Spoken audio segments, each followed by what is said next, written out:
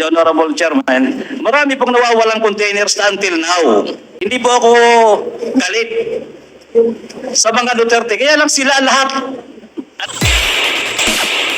You are lying! Come again, sir. You are lying! Okay, Mr. Chair, I want to proceed to Jimmy Guban. Few questions only. There are allegations, Mr. Guban, that there are different schemes in the Bureau of Customs on how to facilitate the release of contraband, illegal containers. Yes, Your Honor. Can you please enlighten us on that? Your Honor, about the importation, meron pong regular importation at saka para po sa madaling salita, ang BOC po ay merong RMO, Risk Management Office, at meron din pong selectivity, may green lane, tatlo po yun. So, doon po ay makikita nyo yung mga trabaho na multinational ay nasa green lane. Then, mukhang 6 years, wala yata ako. I think the Honorable Commissioner can also enlighten us, sir, the former Commissioner of the Bureau of From your Customs. perspective, But, Mr. Your Honor, Guban, from your perspective, being somebody who worked for so long a time in the Bureau of Customs, para makita po natin yung diferensya ng mga schemes na binabanggit ninyo, you first mentioned about selectivity, you also mentioned about the green. Ano pa ho bang schemes Green lane. mayroon doon? Your Honor, may mga special kasi misa na trabaho. Then the Risk Management Office, yun po ang nagbibigay ng selectivity kung saan sila dadaan. Then pagka mayroong mga multinational, yun po yung napupunta sa green lane. Then the other two, red, may mga selectivity po. Then doon po ginagawa yung mga trabaho kung paano nila idideklara. There are allegations also, Mr. Guban, na meron pang mga napupunta sa PESA. Yes, Your Honor. Iba naman po yun. Regular importation din po yun. Din yun po yun yung mga free tax na dinideliver papuntang PESA. So yun po ay pwedeng i-re-export. Wala po yung tax. Yan po ay for manufacturing or kung ano man ang gagawin sa PISA, sa Iguzon. Then for export purposes, wala po yun bayad ng duties and taxes. Unless ilo-local, saka lang po magbabayad ng duties. Tatlo lang po ba ito? Selectivity, green, and PESA? No, Your Honor, mayroon pa pong banded warehouse. Banded warehouse. There are allegations also that there's such a thing as TARA system. Your Honor, that is already yung paano matipid kung mga duties and taxes na binabayad sa Bureau of Customs. Pwede niyo po ba kaming ma-enlighten? How does this scheme work? Umpisan po natin doon sa selectivity. Your Honor, dyan po nagtatransact yung importer, binibigay sa broker o representative, din doon naman may magtatransact sa BOC employees kung ano ang i-declare nila na imported materials, so ano nasa laman, din tinitipid nila ang pagbayad ng duties and taxes para magkaroon ng tarang konti. Pinapalabas yan overtime. So yun po yung TARA system. Pag sinabi niyo pong selectivity, ibig sabihin hindi po i-declare lahat. Hindi po, naililipat po yung imbis na dapat doon sa red, napupunta sa grain, multinational. So, nagiging iba na ngayon, ang proseso niyan, mabilis. Sometimes yung iba, mga wala ng duties and taxes dahil papuntang PESA, papuntang banded warehouse.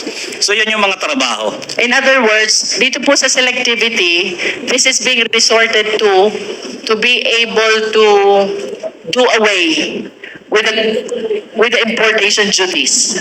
Yes, Your Honor. Para may tama po, Your Honor, ang deklarasyon.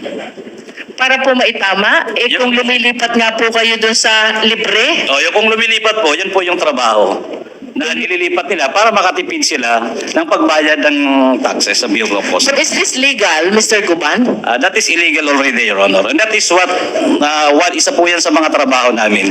Dito po sa selectivity nito, what you're doing, do you agree with me, is tax evasion. Kasi the articles or the importation which are supposed to be taxable ay dinadala nyo dun sa linya na hindi naman taxable. Your Honor, sa amin po, misdeclaration or undervaluation. Sa But hindi BIR that po. is tax evasion. Yes, that is, Ma'am, Your Honor, sa BIR. Ano po yung green? Ito po yung libre. Multinational, Your Honor, and then sa mga PESA, bundle warehouse. Multinational. Pagka po sa multinational, pwedeng pumunta sa PESA, pwedeng pumunta sa banded warehouse. Yes, Your Honor. At kapag PESA po at banded warehouse ito, does it mean na libre ang import taxes? Your Honor, the purpose of importation is for export. Gagawin lang po yan dito sa Pilipinas. That's why it's free from Yes, importation Your Honor. taxes. Now, pagka yan po ay nag-local market sila, magbabayad po sa Bureau of Customs. How about the red? Pag red po, Your Honor, yan yung nare-red tag. Your Honor, video, hindi ko pa ma-memorize kung tama yung red, ha? Pero yan po yung mga highly dutiable value na produkto. Na Ibig sabihin, ito ho, mahal, malaki ang import taxes. Your Honor, yes. Then at the same time, it will go through the process of opening the containers and examination in X-ray.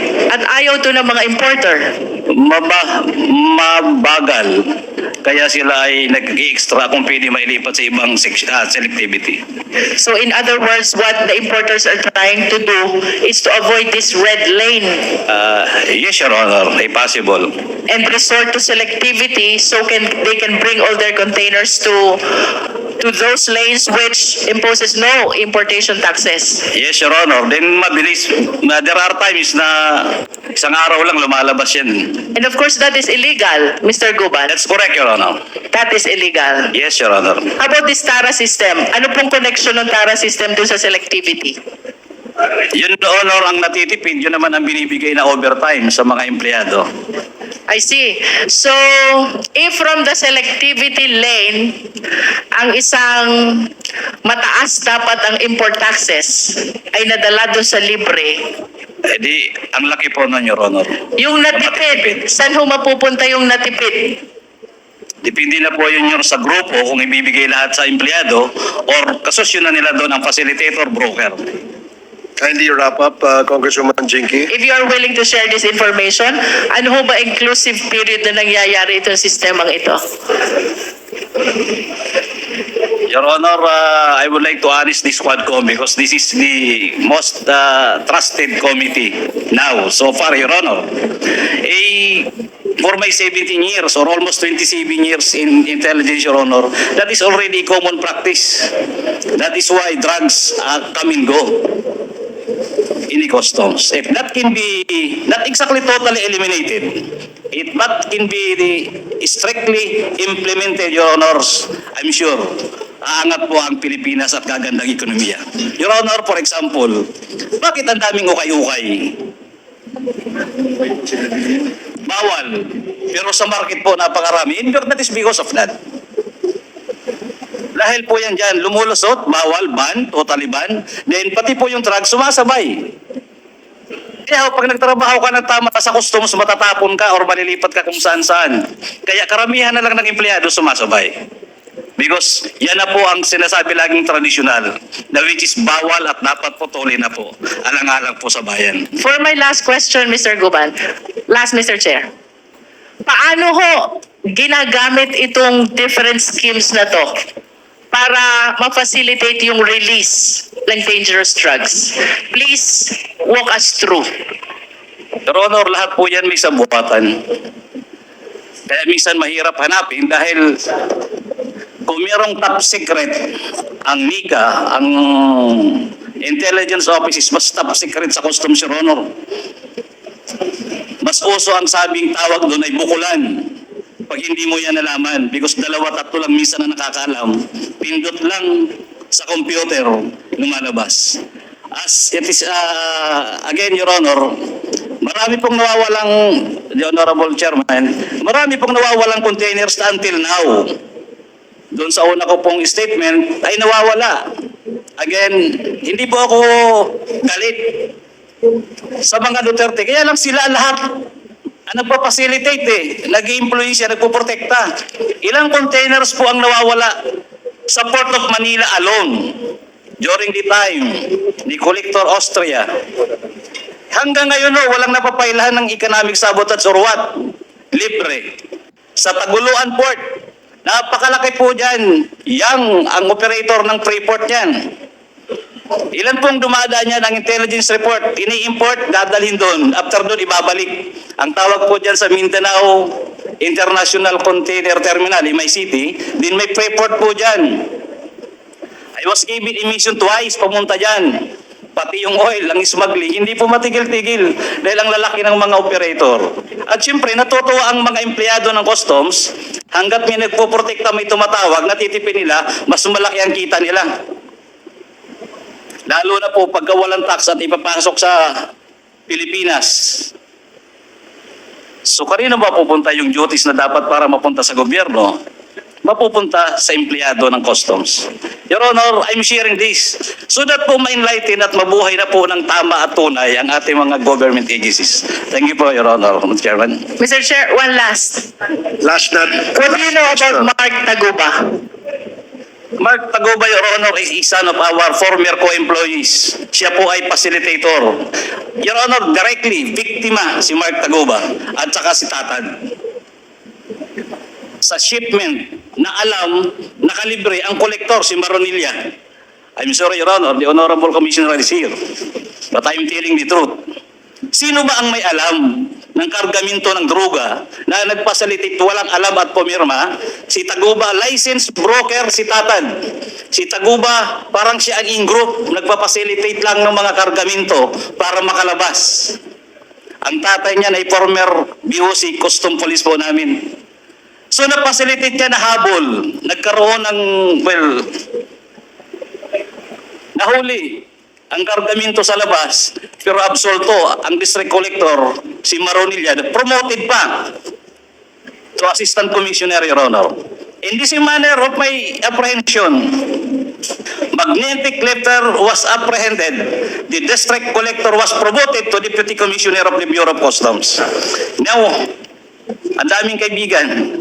Your Honor, ganyan po ang customs kalaki na dapat po ay unti-unti o dahan-dahan pong maayos. At sana po, through this kagalang-galang po na Quadcom sa pangunguna po ng mga Honorable Chairman and of course the Honorable Speaker, ay mai-correct po at may tama at mapakita po natin sa tao ang tamang proseso, tamang hustisya sa ating pong bayan.